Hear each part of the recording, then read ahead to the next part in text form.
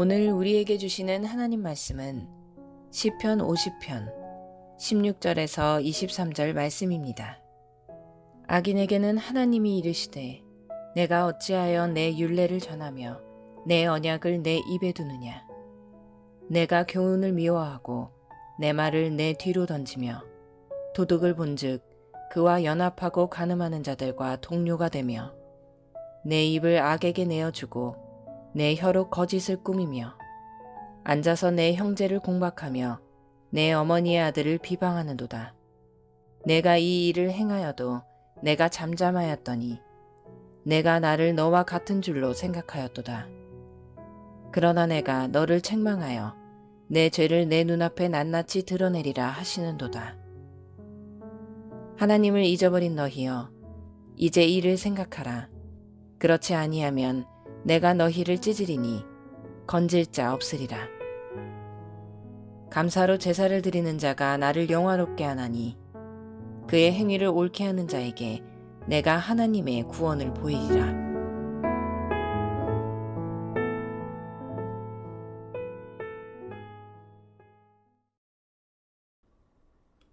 오늘 본문은 악인을 향한 하나님의 가르침을 다루고 있습니다. 오늘 본문의 첫 절인 시편 50편 16절을 보겠습니다.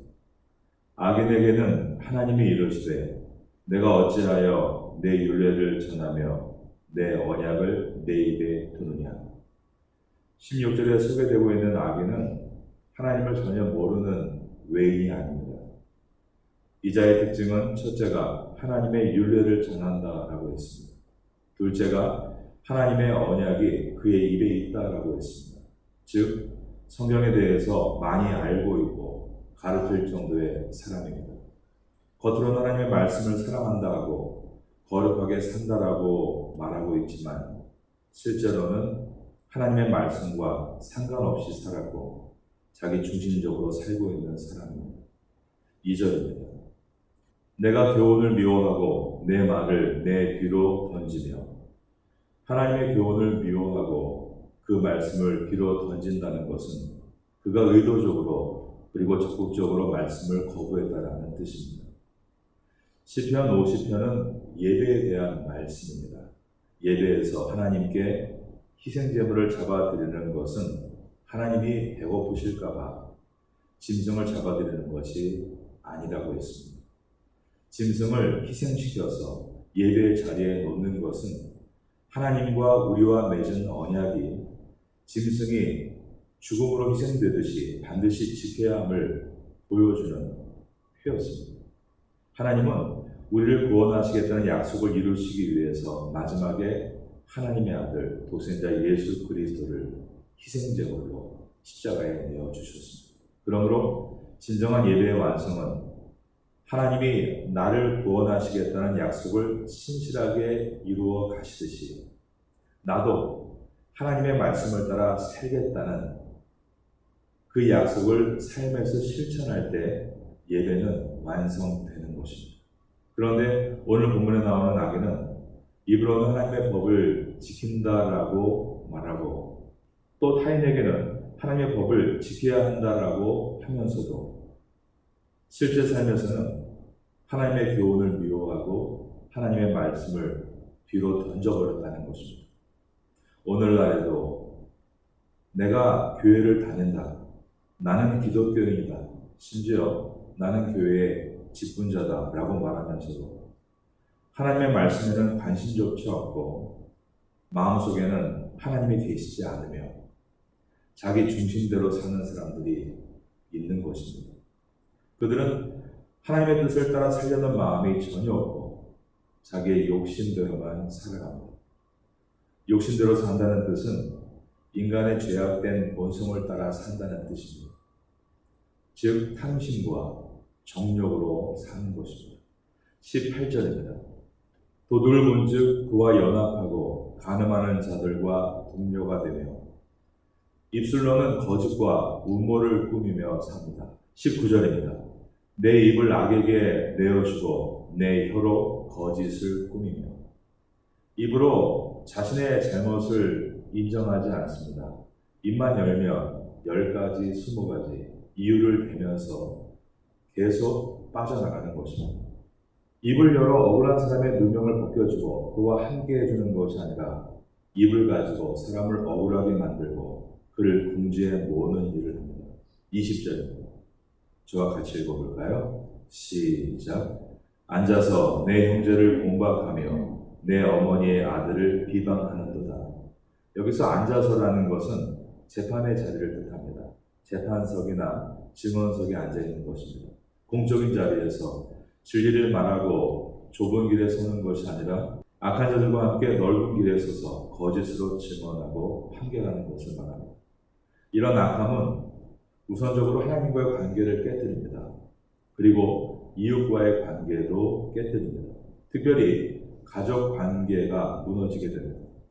우리가 똑똑해서 겉으로 하나님을 잘 믿는 척하고 신앙이 좋은 척하면서 속으로 악한 길을 걷는 이런 악인이 아니라 사람들이 보기에 조금 미련해 보이고 고지식해 보여도 겉과 속에 일치하기 위해 몸부림치고 진실된 모습으로 나아간다면 하나님과의 관계뿐 아니라 이웃과의 관계, 특별히 가족 관계가 회복되고 돈독해질 수 있습니다.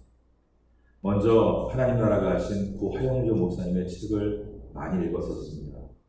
하영조 목사님의 아버지는 퇴근하시고 집에 돌아와 저녁 식사를 한 다음에는 매일 자녀들을 모두 불러서 예배를 드리자라고 했답니다. 그러면 자녀들 가운데 시큰둥한 자녀도 있고 뭘 또 드려요 하는 자녀도 있었지만 아버지는 밝은 얼굴로 잠깐 앉아보자 그러면서 성경을 가르쳐주거나 훈계하는 것이 아니라 매일 찬송가를 첫날 1장, 2장, 그 다음날 3장, 4장 전체를 그렇게 함께 부르고 하루를 마쳤다는 것입니다. 하영조 목사님은 아버지를 생각할 때마다 그때의 감동이 새록하다고 했고 그것이 모티브가 되었는지 하영조 목사님의 형인 하영상 목사님, 동생인 하신주 목사님, 그리고 올레이션스 경배와 찬양을 이끌었던 하스테반 선교사, 그분도 하영조 목사님의 형제였습니다. 여러분은 비록 사람들이 보기에 조금 미련해 보이고 고지식해 보인다라는 말을 듣는다 할지라도 겉과 속이 일치하기 위해 몸부림치고 진실된 모습으로 나아간다면 첫 번째로 하나님과 관계가 회복될 수 있고 이웃과의 관계도 회복되며 무엇보다 가족과의 관계가 회복되게 될 것입니다. 이러한 은혜가 여러분께 임할 수 있게 되기를 예수님의 이름으로 축원합니다. 하나님을 잘 믿는 척하고 의의 길을 걸어가는 것처럼 하면서도 결국 악의 길을 걸어가는 자들은 자기 중심적으로 살기 때문입니다. 그 결과 공동체를 병들게 하는 것입니다. 하나님은 이러한 악인을 어떻게 하시는가? 그 죄를 낱낱이 드러내시겠다고 하셨습니다. 21절입니다. 21절 말씀 다 같이 읽습니다. 함께 읽습니다. 시작. 내가 이 일을 행하여도 내가 잠잠하였더니 내가 나를 너와 같은 줄로 생각하여도다. 그러나 내가 너를 책망하여 내 죄를 내 눈앞에 낱낱이 드러내리라 하시는도다. 하나님께서 내가 이 일을 행하여도 내가 잠잠하였다라는 말씀은 회개하기를 참고 기다리셨다라는 뜻입니다. 그러나 그동안 잠잠하여도다 이 뜻은 이제는 더 이상 잠잠하지 않으시고 드러내시겠다라는 뜻입니다. 악인은 교만했습니다. 그래서 21절에 보면 하나님께서 내가 나를 너와 같은 줄로 생각하였도다 라고 말씀하셨습니다. 인간은 하나님의 형상을 닮은 만물의 영장으로 창조되었습니다. 그러나 인간이 결코 하나님과 같은 것은 아님을 성경은 분명하게 말씀합니다. 선악과를 따먹은 사건이 왜 온 인류에 비극이 되었는가 하면 그 의도가 하나님과 같이 되려 했기 때문입니다. 자기 중심적인 모습은 내가 하나님이 되려는 태도입니다. 우리는 시편을 통해서 우리의 과거를 돌이켜보라. 그리고 하나님께서 과거에 어떻게 도우셨는가를 생각해보라라는 시편 기자들의 호소를 들었습니다. 그런데 자기 중심적인 사람은 과거를 회상할 때 하나님이 없습니다. 다 내가 열심히 해서, 내가 부지런해서, 내가 기민하고 민첩해서 이룬 업적이다. 내가 잘나서 이룬 것이다. 하나님을 잊은 것입니다. 22절입니다. 하나님을 잊어버린 너희여, 이제 이를 생각하라. 그렇지 아니하면 내가 너희를 찢으리니 건질 자 없으리라. 이스라엘 백성들이 그들의 과거에 역사하셨던 하나님을 잊고 하나님이 없는 사람처럼 패역한 인생을 살아갈 때 하나님은 사자가 이빨을 드러내고 짐승을 사납게 찢듯 먼 나라 아수르를 들어서 그리고 유프라테스 강에 있었던 바벨론을 들어서 가나안 땅까지 오게 하셔서 그들 다 찢고 포로로 끌려가게 하셨습니다. 마지막 절인 23절을 보겠습니다. 23절은 아주 유명한 말씀입니다. 감사로 제사를 드리는 자가 나를 영화롭게 하나니 그의 행위를 옳게 하는 자에게는 내가 하나님의 구원을 보이리라. 우리는 이 구절을 잘 알고 있고 사랑하고 있으며 입으로 찬송하기를 좋아합니다. 그런데 이 구절의 진정한 의미가 무엇인가 라는 것을 봐야 합니다. 여러분, 감사는 어떻게 나오는 것입니까? 하나님을 잊어버리지 않을 때 나오는 것입니다. 과거에 나를 지켜주신 하나님을 잊어버리지 않을 때 감사가 나옵니다. 그러나 과거에 나를 지켜주신 하나님을 잊어버리면 자랑이 나오는 것입니다. 다 내가 잘나서 된 것이라는 자랑이 튀어나오는 것은 하나님께서 베풀어 주셨던 은혜의 사건을 모두 망각했기 때문입니다. 그러므로 감사로 제사를 드린다는 뜻은 나의 모든 것이 오직 하나님의 은혜라고 고백하는 것입니다. 그리고 그 감사의 이면은 은혜 받은 사람답게 사는 것으로 완성이 되는 것입니다. 감사로 제사를 드리는 자가 나를 영화롭게 하나니 그 다음에 보니까 그의 행위를 옳게 하는 자에게 내가 하나님의 구원을 보이리라.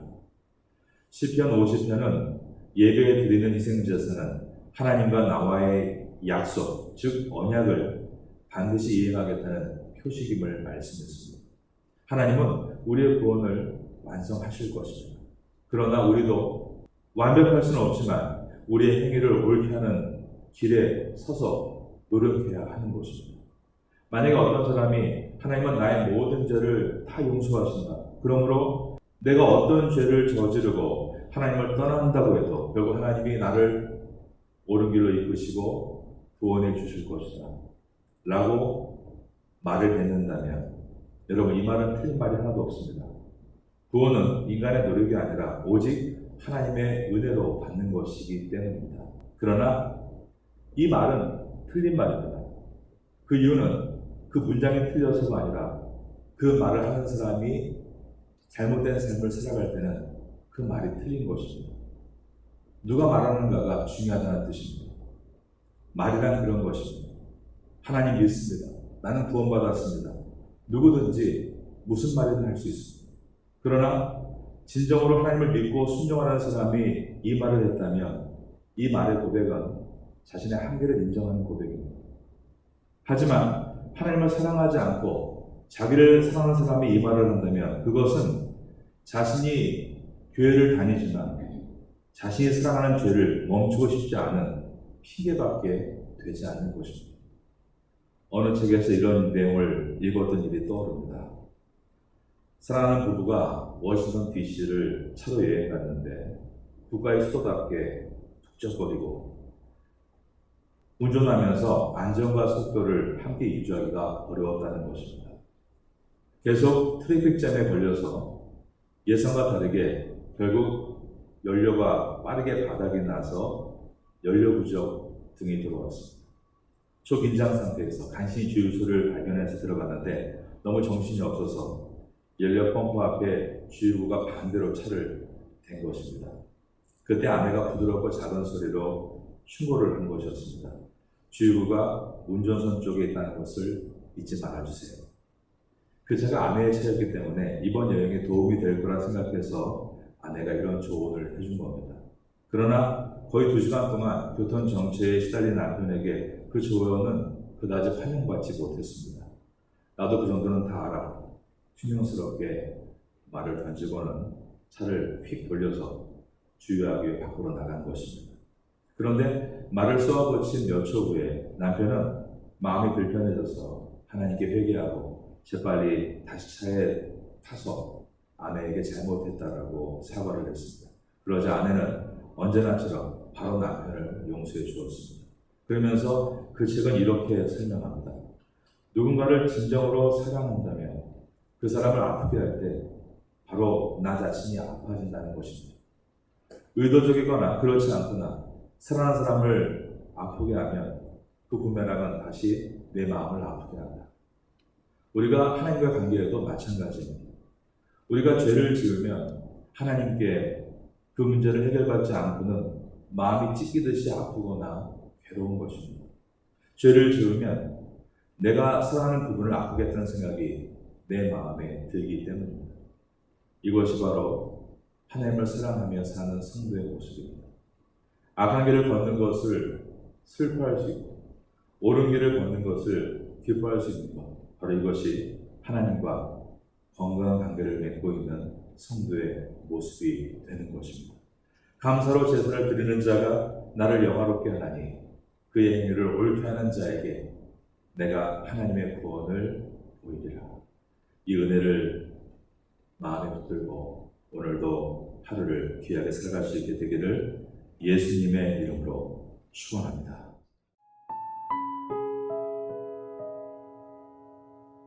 지금은 함께 기도하는 시간입니다. 3월의 공동 기도 제목은 첫째, 말씀과 기도의 자리에 서게 하소서.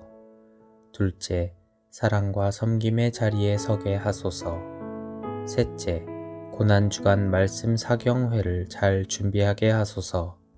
넷째, 부활주일 세례 예식을 잘 준비하게 하소서. 말씀을 붙잡고 기도하는 귀한 시간 되시기를 소망합니다.